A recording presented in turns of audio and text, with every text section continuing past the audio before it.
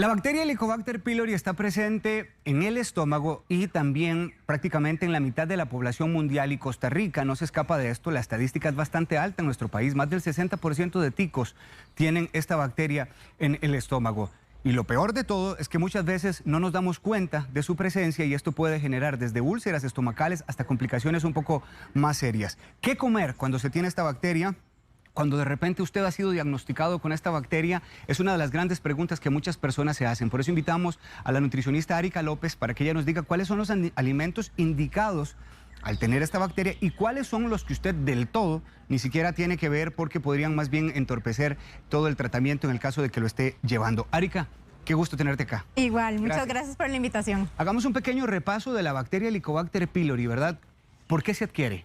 Ok, actualmente no se conoce a ciencia cierta cómo es que la adquirimos. Sin embargo, sí se sabe que hay una relación con la contaminación fecal. Es decir, si nosotros tomamos agua que está contaminada con esta bacteria, vamos a tener probabilidades de también contaminarnos con ella. Si nosotros, por ejemplo, no nos lavamos las manos o manipulamos inadecuadamente los alimentos, entonces también vamos a tener probabilidades de poder contagiarnos. Ejemplo, si nosotros estamos en la casa, fuimos al baño, vamos a ir a hacer la ensalada, no nos lavamos las manos y somos portadores de esta bacteria, en esos alimentos posiblemente yo voy a trasladar la bacteria y quienes coman de mi ensalada también posiblemente se van a contaminar.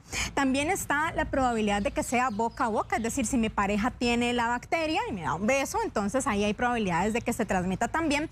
Y algo que conocemos como ano, mano, boca, ¿verdad? Y esto es, por ejemplo, yo soy portador de la bacteria, no me lavé las manos, llego a la casa y abro la puerta, entonces luego detrás viene mi esposo, abre también la puerta, él no se lava las manos y se lleva las manos a la boca y ahí también puede ser que haya una contaminación. Recordemos que el Helicobacter pylori es una bacteria que tiene la capacidad de poder adherirse a nuestra mucosa gástrica. Entonces ella aquí va a crecer y va también a producir amoníaco. Esto lo hace para poder contrarrestar la acidez normal de nuestro estómago. Y vean qué interesante, porque nosotros en el estómago producimos jugos gástricos y esto en teoría hace que nuestro estómago no sea un ambiente apto para el crecimiento de bacterias. Sin embargo, el Helicobacter pylori ha tenido la capacidad de adaptarse a lo largo de los años y poder vivir y resistir a este ambiente que es ácido. Entonces, ella al tener la capacidad de adherirse a la mucosa va a causar una infección y una inflamación, y eso es lo que muchas veces a muchas personas se les va a causar sintomatología y además complicaciones también asociadas. Súper clara la explicación, Arika. Primero lo que uno aprende es que la fuente de contagio es facilísima, entonces, por esta forma de ano, mano, boca. Ahora, claro, ¿qué síntomas puede estar experimentando la persona que tiene una Helicobacter pylori? Claro, vamos a ver, generalmente los pacientes pasan inadvertidos, es decir, son asintomáticos, no nos vamos a dar cuenta en la mayoría de los casos. Ahora, cuando ya presentamos un síntoma es que ya hay alguna complicación asociada, ¿verdad? Sea una gastritis o sea también una úlcera, como ya lo mencionaste. Ahora, los síntomas más frecuentes son este ardor o esa quemazón que sentimos en la boca del estómago, también dolor muy fuerte a nivel abdominal, distensión abdominal, hay una sensación adelantada de llenura, es decir, yo con poquito alimento voy a sentir que estoy muy lleno. También es muy recurrente la deficiencia de algunas vitaminas y por esto nos da anemia, por ejemplo de vitamina B12, también debilidad, también podría darnos náuseas o vómitos. Incluso hay un síntoma que quiero destacarlo para que pongamos mucha atención si ustedes se lo están presentando, y es que haya heces oscuras, porque esto puede ser un sinónimo, un síntoma de que estamos teniendo algún sangrado digestivo. Entonces, esto de verdad que es una emergencia y hay que acudir al médico, que en este caso es el gastroenterólogo, a quien tenemos que acudir para que nos descarte que no vayamos a tener un sangrado. Yo creo, Arika, que siempre es importante cuando estamos hablando de este tema recordar qué examen puede hacerse la persona, claro, que sospecha al tener estos síntomas. Sí. Para descartar si tiene o no una Helicobacter pylori. Sí, esto es súper importante, Omar, porque vamos a ver, los síntomas digestivos se comparten entre las enfermedades. Entonces, si nos damos cuenta, generalmente cuando estamos presentando algún trastorno digestivo, como que los síntomas son los mismos. Entonces yo podría decir, pucha, es capaz que yo tengo, ¿verdad?, Helicobacter pylori. Y como ya lo dijiste, en el 60 hasta incluso el 80% de los casos la hay. Ahora, Los exámenes, recuerden que hay como categorías, ¿verdad? Entonces, la primera va a ser la gastroscopía con biopsia, quien la hace es el gastroenterólogo. Después también podríamos recurrir a un test de aliento, ¿verdad? Que también se utiliza muchísimo. Como una tercera opción podría estar en los exámenes de heces, y aquí es un poquito de cuidado. A ver, cuando los pacientes nos llegan a la consulta, vienen ya con algunos exámenes hechos. Entonces, a veces se han hecho exámenes en sangre y esos exámenes en sangre no son concluyentes ni son tan fiables. Entonces, es mejor que si yo sospecho, acuda al médico y el médico o una nutricionista que sepa de temas digestivos me diga qué examen específico es más adecuado que yo me haga, y así no gasto platita en cosas, ¿verdad?, que no son necesarias. Recuerde que usted puede realizarle a Arika la consulta que usted desee en el Facebook, lo puede anotar, allí está Randall y Thais, están listos, y también el WhatsApp 6087-7777 para que usted le envíe un video a Arika también y poder evacuar su consulta de ser así. Arika, antes de entrar con el tema de los alimentos, que es lo que nos trae acá y que me parece muy interesante, ¿hay factores de riesgo en una persona para adquirir esta bacteria? Por ejemplo, la herencia. Vamos a ver, hay factores de riesgo que podrían potenciar el que la persona tenga síntomas y complicaciones, ¿ok? Entonces, tenemos, por ejemplo, el estrés. Imaginémonos que tenemos estrés más infección con Helicobacter pylori. Yo voy a tener una mayor dificultad de que mi mucosa digestiva se recupere o se regenere. También si yo fumo, porque sabemos que el tabaco irrita e inflama la mucosa digestiva. Entonces, esto va a agravar los síntomas que yo ya presente, que ya los mencionamos anteriormente. También si yo tengo una vida muy sedentaria, ¿verdad? Porque el sedentarismo propicia a que vaya a haber una acumulación de gases y eso me exacerba la distensión abdominal, si es uno de los síntomas que yo estoy presentando, que en la mayoría de los casos se da mucha distensión abdominal. Y también la mala higiene, y aquí yo quiero hacer énfasis. Vean el momento que estamos viviendo, ¿verdad? Ya hemos dicho que el lavado de manos es indispensable, pero también quiero hacer énfasis en el lavado y desinfección correcta de los alimentos, que eso es algo que no lo practicamos tanto. Entonces, en la casa y en los restaurantes, si yo trabajo en un restaurante, en una sodita, es importante que los alimentos, principalmente aquellos que no se van a cocinar, como los vegetales y las frutas, estén bien lavados y desinfectados para evitar que vayamos a contaminar a más personas si es que yo soy portador de la bacteria, ¿verdad? Entonces eso es importante. Esos factores, como te mencionaba, lo que hacen es propiciar entonces que la persona tenga mayor síntomas o que sea candidato a las complicaciones, ¿verdad?, asociadas. Sí. Esas complicaciones asociadas pueden ir desde una gastritis, ¿verdad?, que se puede volver crónica, también una gastritis que se vuelva erosiva, también, como lo mencionaste, úlceras, y las úlceras pueden aparecer a nivel gástrico o también duodenales. Y también la Organización Mundial de la Salud ya ha dicho, ha escrito que el Helicobacter pylori es el carcinógeno número 1 en cáncer gástrico. Y nuestro país es uno de los países que más alta estadística tienen también en cáncer gástrico. Entonces, es importante que nosotros validemos si realmente esta bacteria la estamos presentando y podamos acudir al tratamiento, ¿verdad? Que sabemos igual, el tratamiento es antibiótico, ¿verdad? Y eso es con el médico. Muy bien, ahora sí vamos a entrar a toda esta bandeja que usted nos trae de alimentos, los que se deben y los que no se deben incluir en nuestra dieta. Así es. Lo primero que usted nos recomienda es incluir cereales bajos en fibra. Sí, recordemos que la alimentación, Omar, la función que va a tener es ayudarnos a recuperar nuestra función digestiva, regenerar esa mucosa digestiva y también que disminuya la inflamación y que disminuya este estado de infección que tenemos, ¿ok? Este abordaje va a ser durante el tratamiento, eso es importante que las personas lo sepan, es durante nuestro tratamiento con antibiótico que lo da el gastroenterólogo.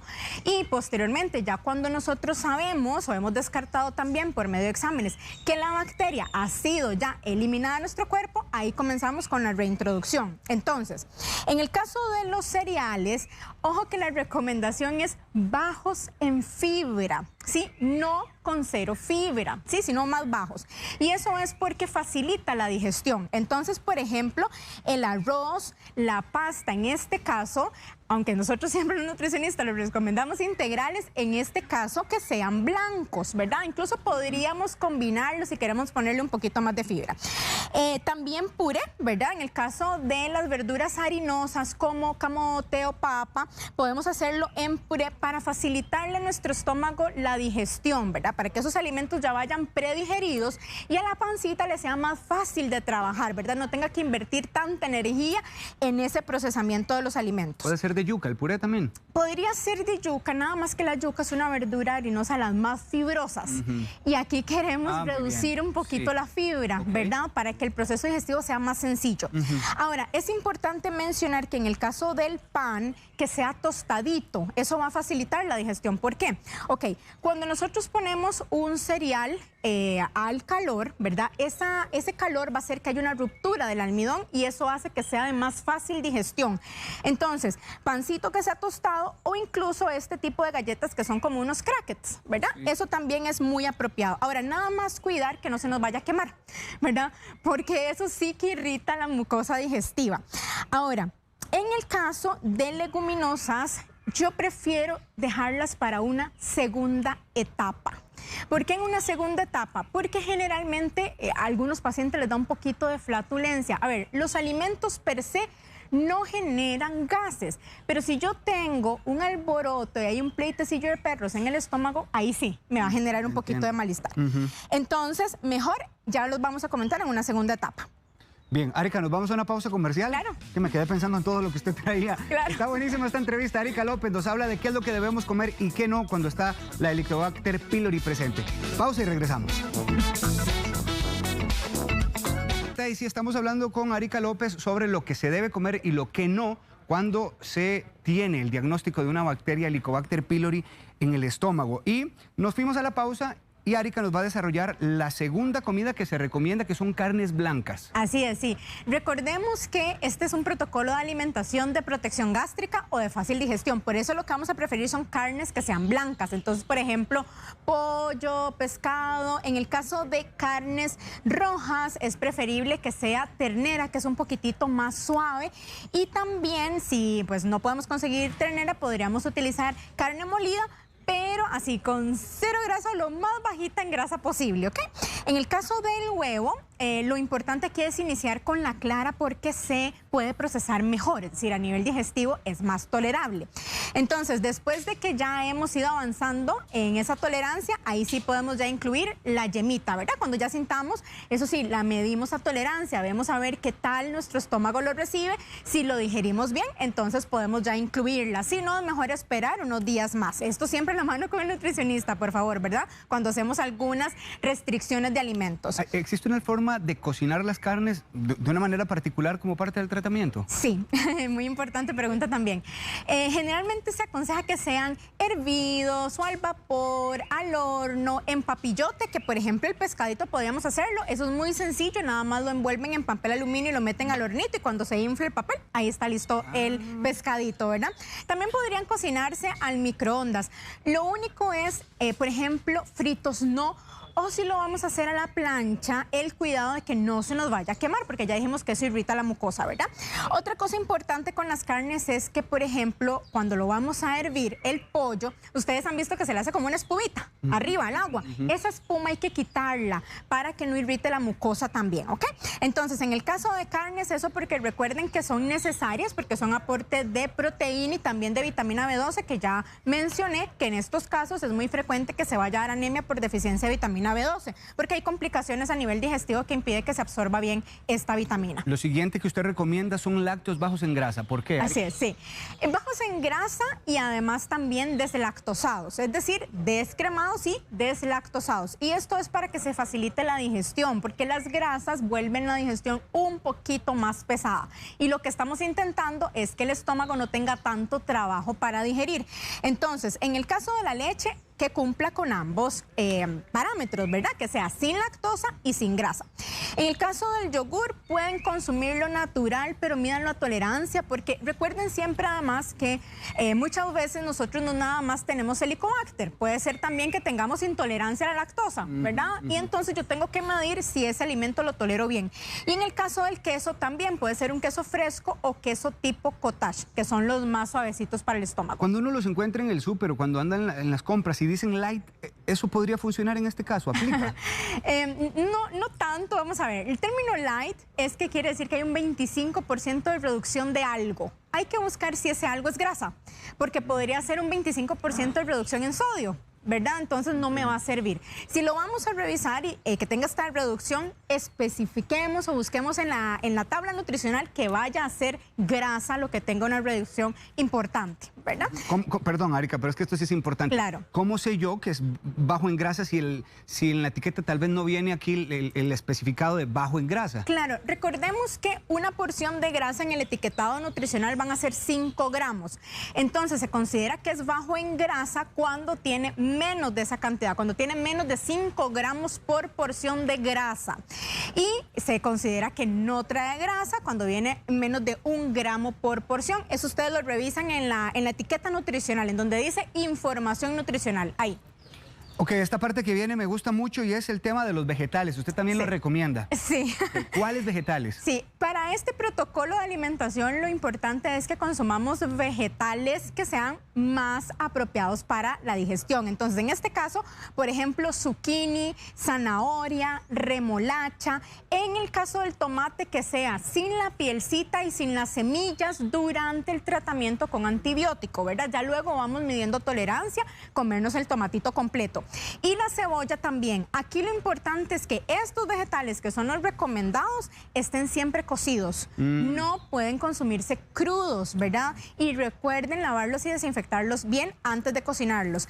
En el caso de vegetales que son tipo hojita, como espinaca, albahaca, acelga, eso sí hay que cocinarlos y después procesarlos mejor. Entonces hacer un tipo de cremita, por ejemplo, es una buena opción. Colocarlos en el horno, por ejemplo, y condimentarlos con pimienta, con sal. ¿Qué opina usted de la pimienta? Sí, ahí en el caso de pimienta no, sí podríamos agregarle un poquito de sal, no mucha, porque recuerden que también los alimentos que son muy condimentados pueden irritar la mucosa. En el caso de pimienta definitivamente no, porque recordemos que aquí uno de los síntomas más clásicos es este ardor o este fueguito que sentimos a nivel de la boca, del estómago, y la pimienta lo va a exacerbar. Entonces, mejor no. Si los podemos hacer grilladitos, ¿verdad? Con un poquito incluso de romero, se me ocurre, eso sí podría ser una buena opción y le damos un sabor diferente. Ahora, hay algunos vegetales que en algunos pacientes generan gases, como por ejemplo brócoli o el repollo, la coliflor. Eso es mejor dejarlos para una segunda etapa cuando estemos midiendo ya reintroducción de alimentos. Bien, Arica, en el caso de las frutas, que también son las que Arica recomienda durante el tratamiento, esto es importantísimo para que ustedes lo tengan claro. ¿Cuáles frutas usted recomienda? Sí, es preferible manzanita, pera, melocotón o banano, pero en forma de compota, para que vayan cocidos, porque las frutas también tienen que ir cocidos durante el tratamiento. Entonces, como está ahí en el ejemplo, ¿verdad? Esta compotita es de melocotón con manzana y esa puede ser una opción. También aquí podría ingresar la opción de consumir, por ejemplo, un atolito de maicena, ¿verdad? Eso también puede ser una opción. Muy bien. Sí. Ahora, esta parte que viene también es importantísima. Sí. ¿Cuáles son los alimentos que no están permitidos? Ok, ahí los alimentos que no están permitidos son, bueno, evidentemente frutas cítricas, porque las frutas cítricas lo que van a hacer es aumentar la irritabilidad digestiva y también un poco la inflamación. En el caso de las leguminosas, es importante mencionarles que siempre estén moliditas al inicio.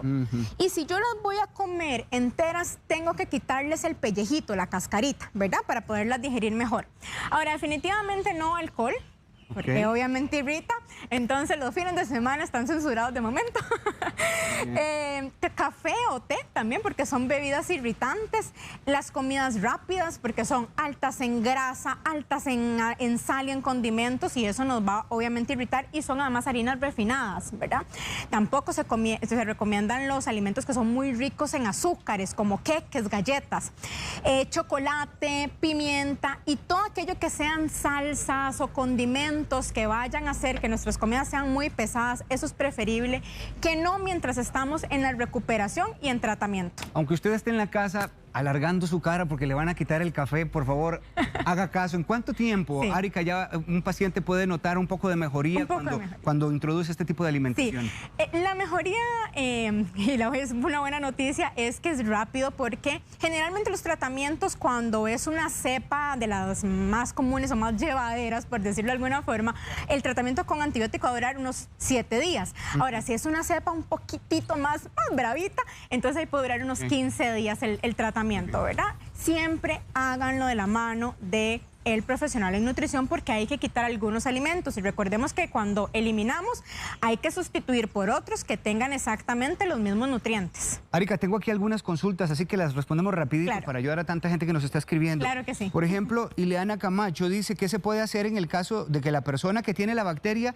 también sea alérgica al gluten? ¿Cuál es la recomendación? Sí, bueno, en ese caso tenemos que cuidar también los alimentos que vayan a ser demasiado ultraprocesados, que no tengan gluten, porque a veces pensamos que son un poquito más saludables. Entonces, recordemos que igual de aquí lo que no tiene gluten que podemos incluir es, por ejemplo, en el caso de la pasta, optar por una pasta blanca libre de gluten. El arroz no tiene gluten, así que lo podemos consumir. En el caso de todas las verduras que son harinosas, también las podemos consumir con total tranquilidad.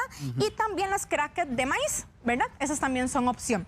Si vamos a consumir un pancito, ese sí tiene que ser ya una opción libre de gluten, pero estos panes son un poquito costosos. Entonces, yo prefiero que se vayan a lo más económico para estos casos y vayan a los crackers de maíz. Dice Jennifer Muñoz que ella es portadora de esta bacteria y tuvo el tratamiento y siente que se le cerró el estómago prácticamente y no le dan ganas de comer. Sí. ¿Existe manera de que pueda recuperar su apetito? Sí, pero eso sí tiene que ser ya con un abordaje nutricional, porque vamos a ver, recordemos que nosotros tenemos una colonia divina de bacterias que habitan en nuestro tracto digestivo, ¿verdad? Y tenemos bacterias que son buenas, es decir, que nos ayudan más bien a que no tengamos enfermedad, y hay otras que son patógenas. El Helicobacter es una bacteria patógena. Entonces, esto sí puede hacer que haya ya un desorden a nivel digestivo más grave, ¿verdad? Y entonces el paciente sí requiere ya de un abordaje nutricional para ver si no es que hay algo más de fondo. Recuerden también que aquí era muy dado el que haya debilidad o anemias, entonces hay que descartar también que no vaya a ser esto la falta de apetito. Y algo también muy importante es que, vamos a ver, nosotros vamos a ser portadores de la bacteria, ¿verdad? Yo tengo un tratamiento para controlarla y ojalá erradicarla, pero si yo vuelvo a mis hábitos inadecuados de no lavarme las manos, de no desinfectar y lavar adecuadamente los alimentos, entonces puede ser que me vuelva a contagiar, porque en Costa Rica hay mucha prevalencia de esto, ¿verdad? Muy bien. Yamilet Quiroz dice, mi suegra es adulta mayor, es diabética y ayer el doctor le dijo que tenía la bacteria. Le envió un examen de heces. ¿Qué puede comer con el antibiótico? Es de inyección, gracias. Sí. Y supongo también que ella lo plantea porque es adulta mayor, la señora. Claro, sí. Sí, en el examen de heces, bueno, ya dijimos que es una de las formas de, sí es importante, ojalá, que pudieran verla con un gastroenterólogo para que también haga la gastroscopía, ¿verdad? Y poder ya dar un tratamiento con antibiótico, que entiendo que lo tiene. Ahora, las pautas de alimentación son las que mencionamos ahorita, que incluye estos alimentos, que lleve una alimentación, un protocolo de alimentación de protección digestiva, de fácil digestión. Con todo esto se va a ir sintiendo mejor y ustedes al cabo del tratamiento pueden ir poco a poco reintroduciendo los alimentos que también mencioné. Muchísimas gracias, Arika. No, con muchísimo gusto. Súper claro, súper claro.